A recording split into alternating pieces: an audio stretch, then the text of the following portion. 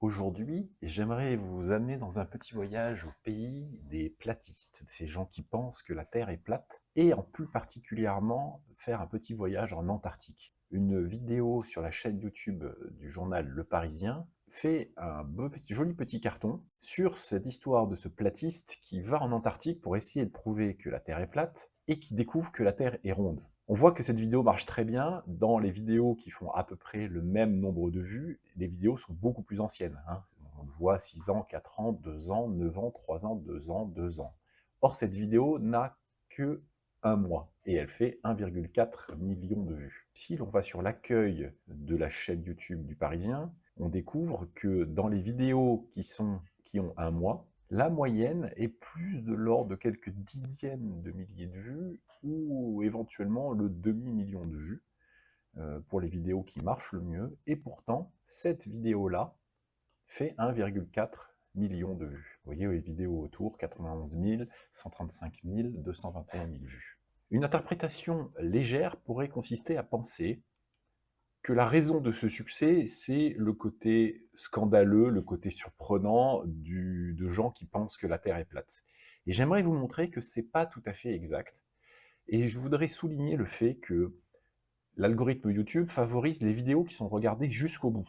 On peut donc supposer que la raison pour laquelle cette vidéo marche mieux que les autres, outre le fait que beaucoup de gens cliquent dessus, et beaucoup de vidéos du Parisien ont des titres très aguicheurs, sur des sujets un petit peu choquants, un petit peu surprenants, celle-là a fait certainement plus de vues parce que les gens ont regardé cette vidéo jusqu'au bout et que ça les a touchés plus particulièrement. Il serait, à mon avis, un peu superficiel de considérer que la raison pour laquelle ce genre de sujet fonctionne, c'est uniquement parce que le monde partirait en vrille et que les gens seraient stupides. Ce que je vous propose, c'est de regarder cette vidéo et d'étudier la structure narrative de cette vidéo en utilisant le voyage du héros de Campbell. C'est parti.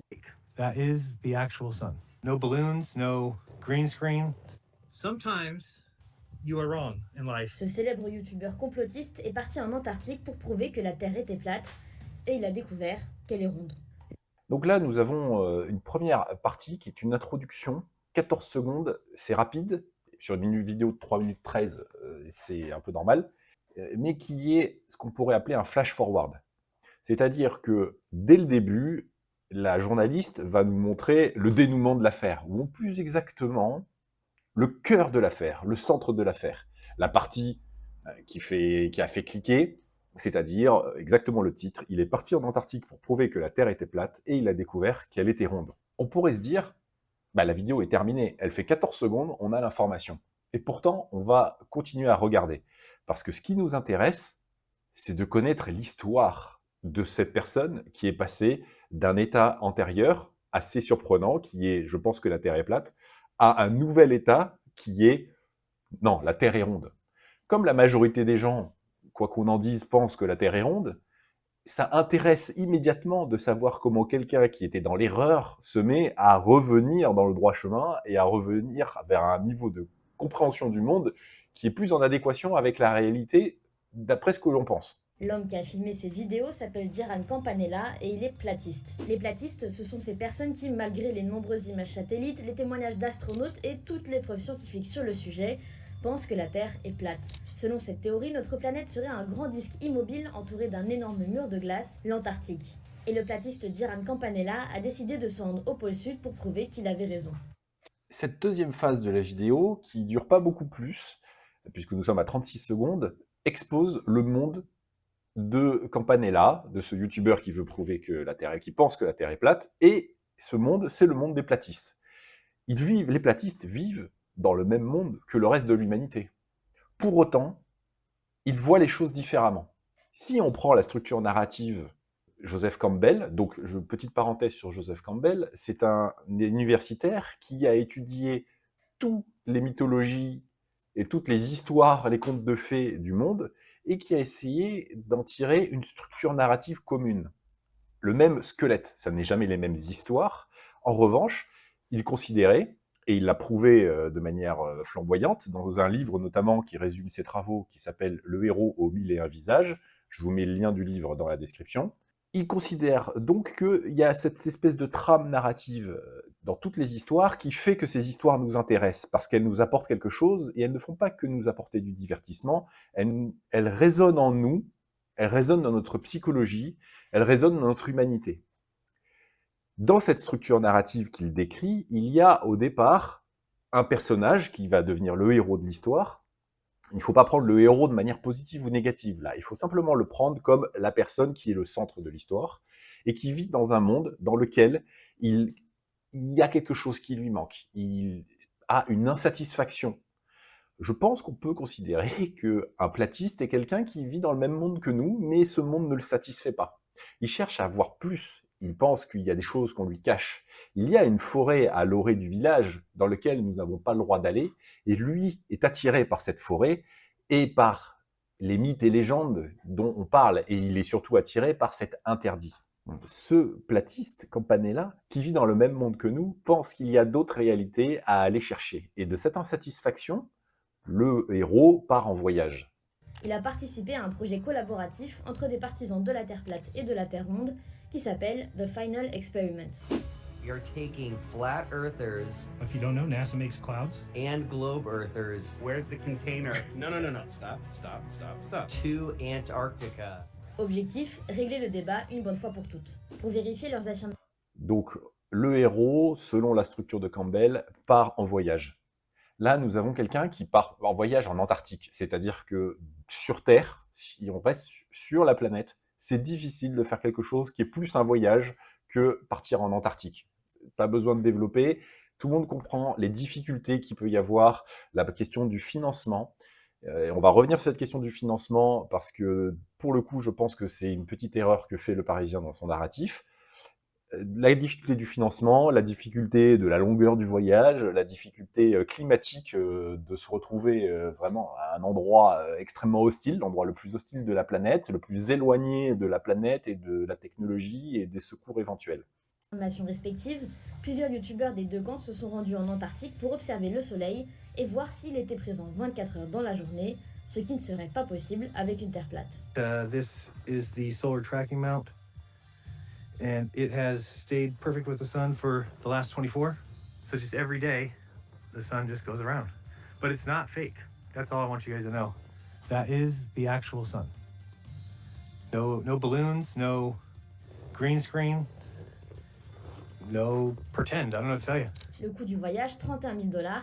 Je mets une petite pause, on voit que le héros arrive, notre platiste arrive dans un monde dans lequel il découvre une autre réalité qui n'est pas la sienne. Il a une énorme surprise de voir que derrière son interprétation du monde, la réalité des choses est complètement différente. Donc, cela correspond à la phase numéro 2 du voyage du héros, qui est le moment où il affronte des choses surnaturelles. Donc là, les choses ne sont pas surnaturelles en soi, ce sont que des choses naturelles, puisque ce n'est que le soleil qui tourne autour du pôle sud. Mais pour lui, dans son interprétation des choses, c'est quelque chose qu'il pensait être faux. Donc il se met à voir la réalité, et c'est finalement, dans son cas, la réalité qui, pour lui, est surnaturelle, puisque lui vivait dans un monde d'une certaine manière surnaturel. D'accord ? Donc le monde surnaturel, dans un monde surnaturel, le naturel devient le surnaturel du surnaturel. Juste après, la journaliste du Parisien va nous expliquer que le coût du voyage était de 31 000 $ et que ça a été financé par un financement participatif et qu'elle essaye d'une certaine manière de déhéroïser son héros puisqu'il n'a pas vraiment affronté de difficultés.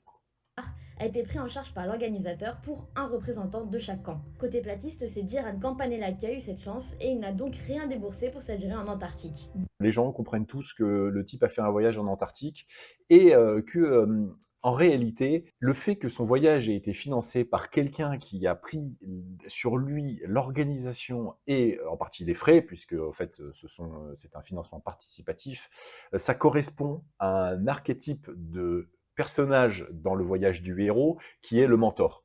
Le mentor est celui qui va inviter le héros à franchir le seuil et à aller découvrir une réalité plus profonde que celle qu'il a dans sa tête. Dans Star Wars, c'est Obi-Wan Kenobi dans l'épisode numéro 4, donc le premier qui a été tourné des doubles trilogies. C'est Obi-Wan Kenobi qui va inviter Luke Skywalker à essayer à comprendre que le monde ne se limitait pas à son monde à lui et qui va l'accompagner sur ce voyage. Donc l'organisateur de ce voyage et les gens qui ont participé à la cagnotte jouent le rôle archétypal du mentor dans le voyage du héros. Bilan de l'expérience, il se trouve que le soleil y est bien présent toute la journée. I've been here for 2 full days now, here, and the sun has never set. So we've seen the sun do 2 full circles in the sky. Vous voyez, Will Duffy, l'organisateur que l'on vient de voir, c'est lui le mentor.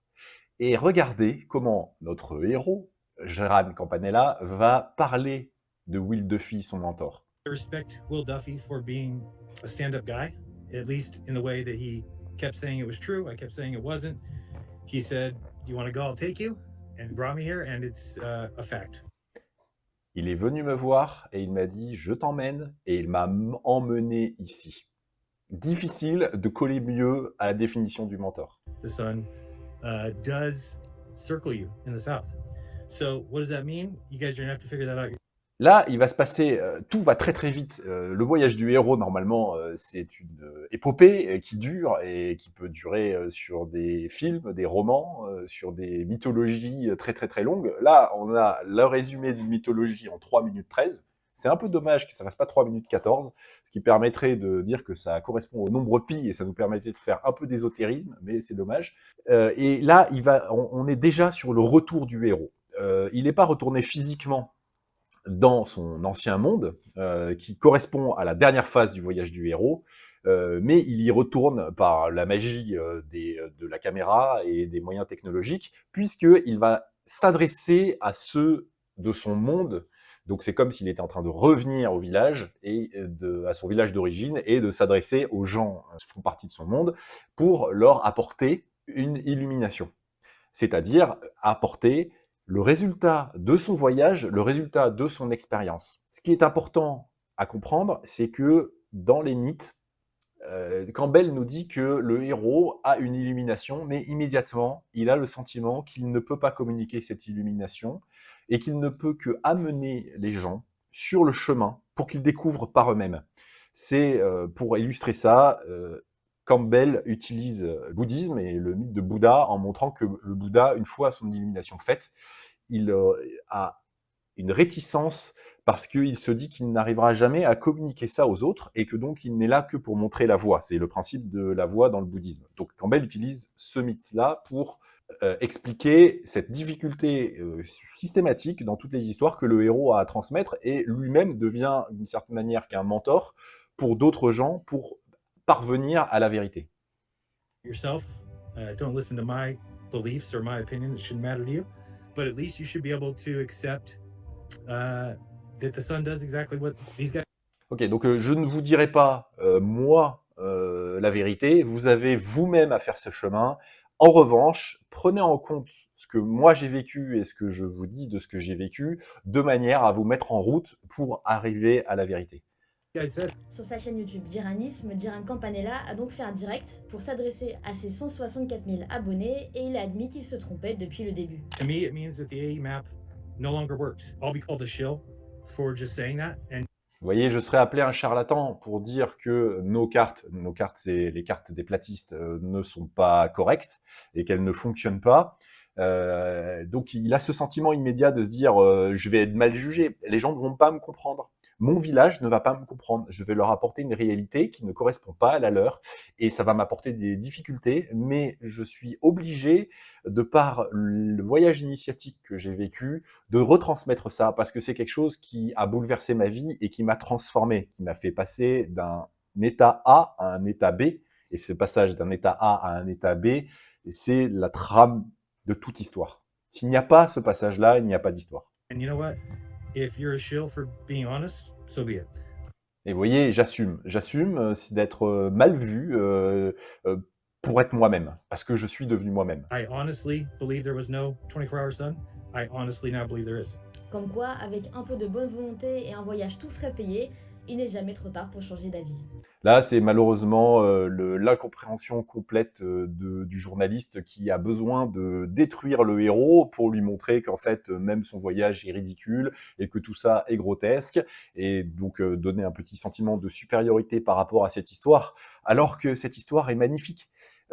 Nous avons quelqu'un qui vit dans un état qui est un état d'incompréhension de la réalité, qui a son énergie qui est présente pour le pousser au voyage et à l'aventure, qui vit une aventure, qui découvre quelque chose, qui change de sa vision du monde. Et tout ça, ça nous parle. Et là, nous avons quelqu'un qui n'est même plus capable de comprendre qu'est-ce qui fait l'intrinsèque de l'humanité, qui est justement de se dépasser et d'aller outre de ce qu'il est pour devenir quelque chose de plus et d'atteindre quelque chose qui est l'universel, c'est-à-dire que c'est l'essence de toutes les histoires.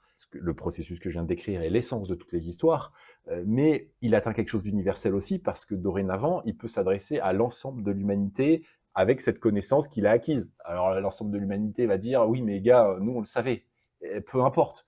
Il y avait une partie qui était son monde à lui, qui ne le savait pas. Le mentor, on finit sur le mentor et sur un petit peu la conclusion de l'affaire et la morale de l'histoire, avec le mentor qui va nous expliquer, et lui n'a pas le jugement de cette journaliste, il ne considère pas ça comme ridicule, parce que lui, ça le touche en vérité, de se dire qu'il y a des gens qui sont passés de l'ombre à la lumière, qu'il y a des gens qui ont changé leur vision du monde, et que ce qui compte, c'est ce processus-là.